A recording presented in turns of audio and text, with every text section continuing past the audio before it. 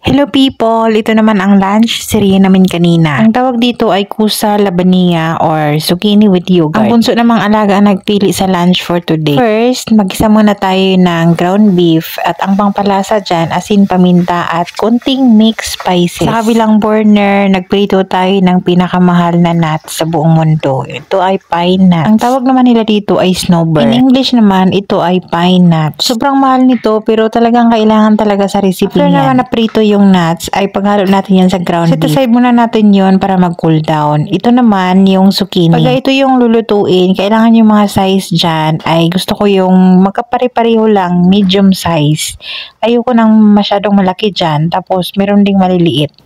Dapat katamtaman lang yung laki. At para malagay natin yung ground beef sa loob niyan, ay kailangan natin tanggalan ng laman ng zucchini. Kailangan natin gumamit ng vegetable corer para hindi siya madiretso sa bottom ng zucchini at mabutas. Kailangan siya, hindi siya isagad. Yung kamay na pinanghawak ko dyan sa vegetable corer, yun yung stopper ko. Paikutin lang naman yung vegetable corer dyan sa loob ng zucchini. Parang pagpapaikot niya sa'yo. Hanggang sa lumabas na yung laman ng zucchini. Ayan, ganyan nga.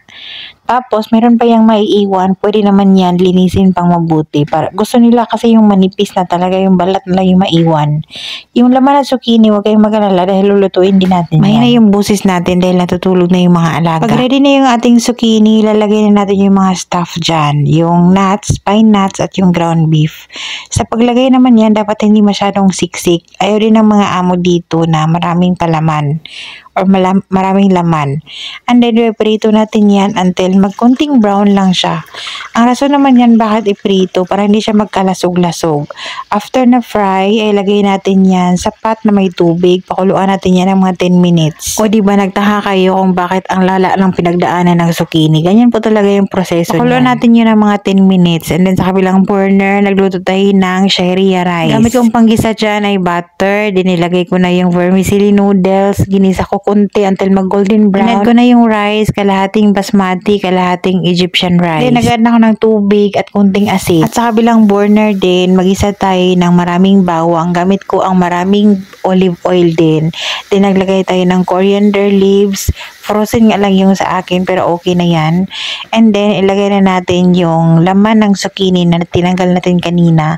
Ang tawag naman dyan ay mutabak. I-prepare nila yan with Arabic or kubos bread. Yung ating rice ay naiga na yung tubig. Paininan na lang natin yan. Sharia rice talaga ang pair ng dish na to. Kung hindi ako nagkakamali, ang dish na to ay from Syrian cuisine. Naman tayo dito sa mutabak, yung pangpalasa dyan, asin at paminta. And then gisa-gisa lang until lumambot. Pagka maluto na yan at mamaya pa sila kakain, hindi na yan iinitin. Kakain yan sila ng room temperature lang yan. Ewan ko ba kung bakit. Tapos i-pair nila yan with brown bread or Arabic bread. After 10 minutes, luto na yun or soft na yung ating zucchini na mayroong palaman. Then gawa naman tayo ng sauce. Sa sauce naman ng zucchini with yogurt. Siyempre, gamit tayo ng yogurt, no? So, usually, gumagamit ako ng 6 na cup na yan. Pero dahil sa konti lang yung luto natin for today, ay 5 cup lang yung ginamit ko. I-blend natin yan kasama yung isang itlog. And then, nag-add ako ng 3 tablespoon ng all-purpose flour. I-blend natin yan together and then nilagay natin yan sa pot.